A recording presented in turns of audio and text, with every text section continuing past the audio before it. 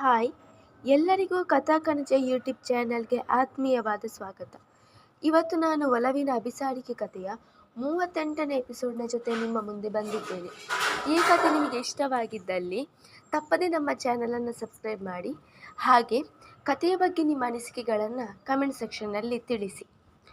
ಮನೆ ಬಾಗಿಲಿನವರೆಗೂ ಪೊಲೀಸರ ದಂಡು ಬಂದಿದ್ದನ್ನು ಕಂಡು ಅವಳ ಕಣ್ಣುಗಳು ಊರಗಲಾಗಿದ್ದವು. ಅವರು ಇಲ್ಲಿ ತನಕ ಬಂದಿರುವ ಹಿಂದಿನ ಉದ್ದೇಶದ ಸಣ್ಣ ಅಂದಾಜು ಅವಳಿಗಾಗಲೇ ಸಿಕ್ಕಿತ್ತು. ರವಿಯ ಆತ್ಮಹತ್ಯೆ ವಿಷಯ ತಲೆಯಲ್ಲಿ ಮತ್ತೆ ಸುಳಿದಾಗ ಅವಳ ಎದೆ ಧಸಕ್ಕೆಂದಿತು. ಅಷ್ಟರಲ್ಲಿ ಹಾಲ್ನಲ್ಲಿದ್ದ ಎಲ್ಲರ ಕಣ್ಣು ಕೂಡ ಅವಳ ಮೇಲೆಯೇ ಹೋಗಿತ್ತು. ಸಮೃದ್ಧಿ, ಇಲ್ಲಿ ಬಾರಮ್ಮ, ನಿನ್ನನ್ನು ಕೇಳಿಕೊಂಡು ಪೊಲೀಸ್ನವರು ಬಂದಿದ್ದಾರೆ. ಇದೆಲ್ಲ ಏನಮ್ಮ, ನಮಗೆ ಒಂದು ಕೂಡ ಅರ್ಥ ಆಗ್ತಿಲ್ಲ ಎಂದರು ಕಳವಳದಿಂದ ಪುಷ್ಪ. ಮಿಸಸ್ ವಿಕ್ರಮ್ ದೇವಸ್ಯ, ಅಲ್ಲೇ ಯಾಕೆ ನಿಂತಿದ್ದೀರಾ? ಬನ್ನಿ ಕೆಳಗಡೆ. ನಿಮ್ಮನ್ನು ನೋಡಬೇಕು ಅಂತ ಪೊಲೀಸ್ ಸ್ಟೇಷನ್ನಿಂದ ಇಲ್ಲಿ ತನಕ ಬಂದಿದ್ದೀವಿ. ಮನೆಗೆ ಬಂದ ಅತಿಥಿಗಳನ್ನು ಹೀಗ ವೆಲ್ಕಮ್ ಮಾಡೋದು? ಬನ್ನಿ ಮಿಸ್ ಸಮೃದ್ಧಿ ಭಾರದ್ವಾಜ್ ಎಂದ ಆ ಇನ್ಸ್ಪೆಕ್ಟರ್ನ ಧ್ವನಿಯೇ ನಡುಕ ಹುಟ್ಟಿಸುವಂತಿತ್ತು. ಹಿಂದೆಟು ಹಾಕುತ್ತಲೇ ಅವರ ಬಳಿ ಬಂದವಳು, ನಮಸ್ತೆ ಇನ್ಸ್ಪೆಕ್ಟರ್, ಇಲ್ಲಿವರೆಗೆ ನೀವು ನನ್ನನ್ನು ನೋಡೋದಕ್ಕೆ ಯಾಕೆ ಬಂದ್ರಿ ಅಂತ ಗೊತ್ತಾಗಲಿಲ್ಲ ಎಂದಳು ಹಿಂಜರಿಯುತ್ತಲೇ. ನಾವು ಕಾರಣ ಇಲ್ಲದೆ ಸುಮ್ಮನೆ ಯಾರ ಮನೆಗೂ ಹೋಗಲ್ಲ ಅನ್ನೋದು ನಿಮಗೂ ಗೊತ್ತಿಲ್ವಾ ಮೇಡಮ್ ಎಂದವರು. ಏನು ಗೊತ್ತಿಲ್ಲದೆ ಇರೋರ ಥರ ನಾಟಕ ಆಡಬೇಡಿ ಮಿಸ್ ಸಮೃದ್ಧಿ ಭಾರದ್ವಾಜ್. ಈಗಾಗಲೇ ರವಿ ಅನ್ನೋ ಹುಡುಗ ಆತ್ಮಹತ್ಯೆ ಮಾಡಿಕೊಂಡಿರೋ ವಿಷಯ ನಿಮ್ಮ ಕಿವಿಗೂ ಬಿದ್ದಿದೆ ಅಂತ ನನಗೆ ಗೊತ್ತಿದೆ. ಜೊತೆಗೆ ಅವನು ಮನನೊಂದು ಆತ್ಮಹತ್ಯೆ ಮಾಡಿಕೊಳ್ಳೋದಕ್ಕೆ ಮುಖ್ಯ ಕಾರಣನೇ ನೀವು, ಅದು ನಿಮಗೂ ಗೊತ್ತಿದೆ.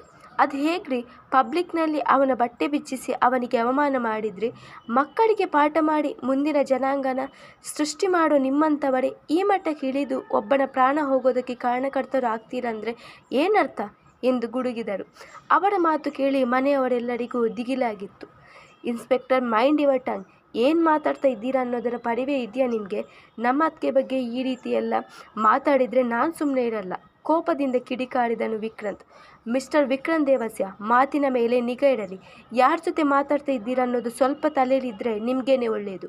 ಇಲ್ಲಾಂದರೆ ನಿಮ್ಮ ಅತ್ತಿಗೆ ಜೊತೆ ನಿಮ್ಮನ್ನು ಕೂಡ ಒದ್ದು ಒಳಗಡೆ ಹಾಕಬೇಕಾಗುತ್ತೆ ಅಷ್ಟೇ ಎಂದು ಎಚ್ಚರಿಸಿದರು ಇನ್ಸ್ಪೆಕ್ಟರ್.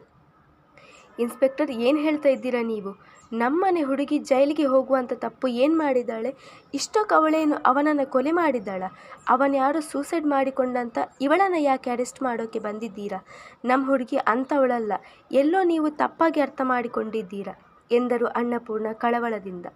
ನೋಡಿ, ನಮಗೆ ನಿಮ್ಮ ಜಸ್ಟಿಫಿಕೇಷನ್ ಅವಶ್ಯಕತೆ ಇಲ್ಲ. ನಾನು ನನ್ನ ಡ್ಯೂಟಿ ಮಾಡ್ತಾ ಇದ್ದೀನಿ ಅಷ್ಟೇ. ಅದೇನೇ ಮಾತಾಡೋದಿದ್ರು ಸ್ಟೇಷನ್ನಲ್ಲಿ ಬಂದು ಮಾತಾಡಿ ಎಂದವರು. ಕಾನ್ಸ್ಟೇಬಲ್, ಅರೆಸ್ಟ್ ಹರ್ ಎಂದು ಆಜ್ಞಾಪಿಸಿದರು. ಮನೆಯವರೆಲ್ಲರೂ ನೋಡುತ್ತಿದ್ದ ಹಾಗೆ ಸಮೃದ್ಧಿಯ ಕೈಗಳಿಗೆ ಬೇಡಿ ತೊಡಿಸಲಾಗಿತ್ತು. ಸಮಷ್ಟಿಯಂತೂ ಇನ್ನೂ ಶಾಕ್ನಿಂದ ಹೊರಬರುತ್ತಿಲ್ಲ. ವಿಕ್ಕಿಯ ಕಣ್ಣುಗಳು ರೋಷ ಉಗುಳುತ್ತಿವೆ. ಆದರೆ ಕಾನೂನಿನ ಮುಂದೆ ತಲೆಬಾಗಿ ನಿಂತಿದ್ದಾನೆ. ಕೈಗಳಿಗೆ ಬೇಡಿ ತೊಡಿಸುವ ವೇಳೆಗೆ ಸಮೃದ್ಧಿಯ ಮನಸ್ಸು ಇನ್ನಿಲ್ಲದಂತೆ ಒದ್ದಾಡಿ ಹೋಯಿತು. ಕಣ್ಣಿಂದ ಕಂಬನಿಯೊಂದು ಜಾರಿ ಬೇಡಿಯ ಮೇಲೆ ಬಿದ್ದಿತು. ಲೆಟ್ಸ್ ಮೂವ್ ಎಂದ ಆ ಪೊಲೀಸ್ನವರು ಹೊರಡುವಷ್ಟರ ವೇಳೆಗೆ ಒಂದು ಕಂಚಿನ ಕಂಠ ಕೇಳಿ ಬಂದಿತ್ತು. ಆ ಕಂಠಕ್ಕೆ ಎಲ್ಲರೂ ಒಂದು ಕ್ಷಣ ಸ್ತಬ್ಧರಾದರು.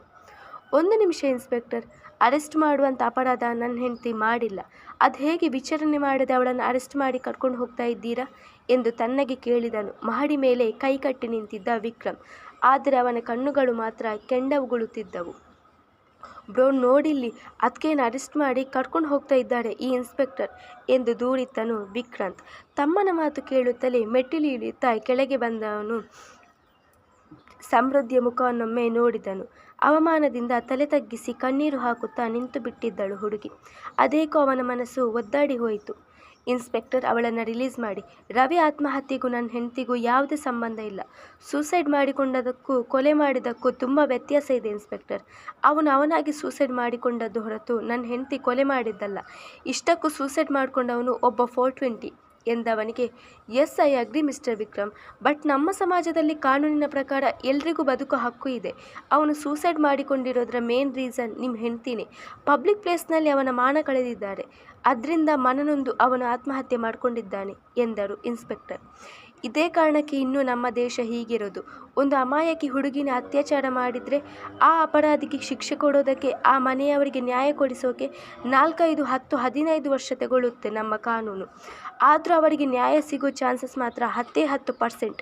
ಕಾನೂನಿನ ಕೈಯಲ್ಲಿ ಮಾಡೋದಕ್ಕೆ ಆಗದೇ ಇರೋದನ್ನು ಪಬ್ಲಿಕ್ ಏನಾದರೂ ಮಾಡೋಕ್ಕೆ ಹೋದರೆ ಅಂಥವರನ್ನು ಅಪರಾಧಿಗಳು ಅಂತ ಹಣೆಪಟ್ಟಿ ಕಟ್ಟಿ ಜೈಲಿಗೆ ಕಳಿಸಿಬಿಡ್ತೀರಾ. ಇದು ನಮ್ಮ ಸರ್ಕಾರ. ಉದಾಹರಣೆಗೆ ಈಗ ನಡೀತಿರೋ ವಿಷಯನೇ ತಗೊಳ್ಳೋಣ. ಅವನೊಬ್ಬ ಸೈಕೋ, ಕ್ರಿಮಿನಲ್. ಸ್ವಲ್ಪ ಯಾಮಾರ್ತಾ ಇದ್ದರೂ ಆ ಹುಡುಗಿ ತನ್ನ ಭವಿಷ್ಯನೇ ಹಾಳು ಮಾಡಿಕೊಳ್ತಾ ಇದ್ಳು. ಆದರೆ ಆಗ್ತಾ ಇದ್ದ ಅನಾಹುತನ ತಡೆದು ಅವನಿಗೆ ತಕ್ಕ ಪಾಠ ಕಲಿಸಿದ ಸಮೃದ್ಧಿನ ಅರೆಸ್ಟ್ ಮಾಡೋದಕ್ಕೆ ನೋಡ್ತಾ ಇದ್ದೀರಾ. ಇದೇನಾ ನಿಮ್ಮ ಕಾನೂನು ಎಂದು ದಿಟ್ಟವಾಗಿ ಕೇಳಿದನು ವಿಕ್ರಮ್. ಅವನ ಪ್ರಶ್ನೆಯ ಧಾಟಿಗೆ ಇನ್ಸ್ಪೆಕ್ಟರ್ ಕೂಡ ಒಂದು ಕ್ಷಣ ಮೌನರಾದರು. ನೋಡಿ ಮಿಸ್ಟರ್ ವಿಕ್ರಮ್, ನಿಮ್ಮ ವೈಫ್ ಮೇಲೆ ನಮಗೆ ಯಾವ ಪರ್ಸ್ನಲ್ ರಿವೆಂಜ್ ಕೂಡ ಇಲ್ಲ. ನನ್ನ ಡ್ಯೂಟಿ ನಾನು ಮಾಡ್ತಾ ಇದ್ದೀನಿ ಅಷ್ಟೇ. ದಯವಿಟ್ಟು ಅದನ್ನು ಮಾಡೋದಕ್ಕೆ ಬಿಡಿ.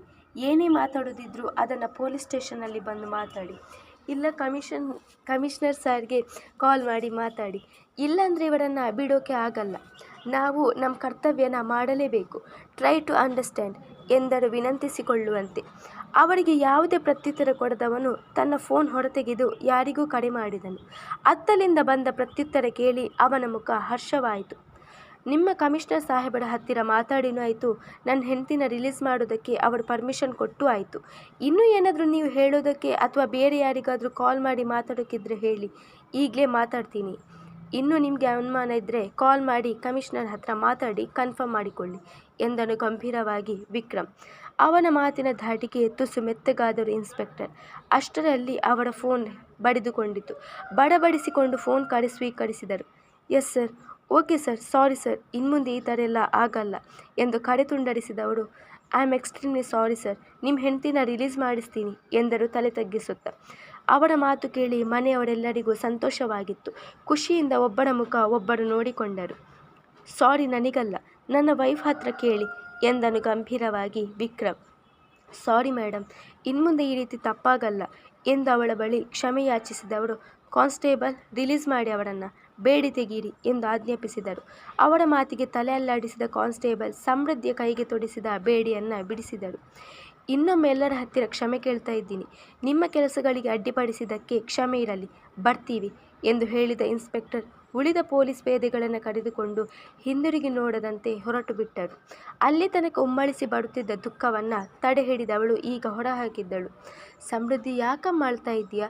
ಎಲ್ಲ ಸರಿ ಹೋಯ್ತಲ್ಲ, ನೀನೇನು ತಪ್ಪು ಮಾಡಿಲ್ಲ ಅನ್ನೋದು ಸಾಬೀತಾಯ್ತಲ್ಲ, ಹಾಗಿದ್ಮೇಲೆ ಕಣ್ಣೀರು ಯಾಕೆ ಹಾಕ್ತಾ ಇದ್ದೀಯಾ ಎಂದು ಆಸ್ತೆಯಿಂದ ಕೇಳಿದ ಪುಷ್ಪರವರು ಅವಳನ್ನು ಎದೆಗೆ ಆತುಕೊಂಡರು.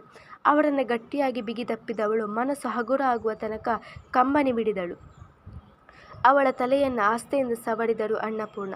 ವಿಕ್ರಮ್ನ ಮನಸ್ಸಿಗೂ ಸಮಾಧಾನವಾಗಿತ್ತು. ಅತ್ತಿಗೆಯನ್ನು ಬಹಳ ಗೌರವಿಸುತ್ತಾನವನು. ಮನೆಯ ಸದಸ್ಯರಿಂದ ಅವಳಿಗೆ ಸಿಗುತ್ತಿರುವ ಪ್ರೀತಿಯನ್ನು ಕಂಡು ಒಳಗೊಳಗೆ ಕುದ್ದು ಹೋದಳು ಸಮಷ್ಟಿ. ಹಣೆ ತೀಡಿಕೊಂಡ ವಿಕ್ರಮ್ ಮಾತ್ರ ಮಡದಿಯ ಕಡೆ ಕಣ್ಣೆತ್ತೂ ನೋಡಲಿಲ್ಲ. ಪ್ರಶಾಂತವಾದ ವಾತಾವರಣವದು. ಅದಾಗಲೇ ಚಂದಿರ ತನ್ನ ಸಂಗಡಿಗರನ್ನೆಲ್ಲ ಕರೆದುಕೊಂಡು ಬಂದು ಜಗಮಗ ಬೆಳೆಸತೊಡಗಿದನು. ಹೊರಗಿಂದ ಬರುತ್ತಿದ್ದ ತಂಪಾದ ಗಾಳಿಗೆ ಮೈ ಒಡ್ಡಿ ನಿಂತವಳ ಮನಸ್ಸು ತುಸು ಹಗುರವಾಗಿತ್ತು. ಅಷ್ಟರಲ್ಲಿ ಬಾಗಿಲು ಸರಿಸಿ ಒಳ ಬಂದನು ವಿಕ್ರಮ್. ಥ್ಯಾಂಕ್ಸ್ ವಿಕ್ರಮ್. ಅವನು ಬರುತ್ತಿದ್ದ ಹಾಗೆ ಅವನ ಎದೆಗೆ ಒರಗಿದಳು. ಅವಳ ತಲೆಯನ್ನು ಮೆತ್ತಗೆ ಸವರಿದವನು, ನಮ್ಮಿಬ್ಬರ ನಡುವೆ ಥ್ಯಾಂಕ್ಸ್ ಎಲ್ಲ ಬರಬಾರ್ದು ಸಮೃದ್ಧಿ. ಸಂಬಂಧಗಳಲ್ಲಿ ಈ ರೀತಿಯ ಪದಗಳಿಗೆ ಜಾಗ ಜಾಸ್ತಿ ಆಗ್ತಾ ಹೋದ ಹಾಗೆ ಸಂಬಂಧಗಳ ನಡುವಿನ ಪ್ರೀತಿ ಮಾತಿಗೆ ಜಾಗ ಕಡಿಮೆ ಆಗ್ತಾ ಹೋಗುತ್ತೆ ಎಂದನು ಮೃದುವಾಗಿ. ನಿಜವಾಗ್ಲೂ ನೀವು ನನ್ನ ಬಾಳ ಸಂಗಾತಿಯಾಗಿ ಸಿಕ್ಕಿದ್ದು ನನ್ನ 7 ಜನ್ಮದ ಪುಣ್ಯ Vikram. Love you so much ಎಂದವಳ ಮಾತಿನಲ್ಲಿ ಅದೆಷ್ಟೋ ಒಲವು ತುಂಬಿತ್ತು.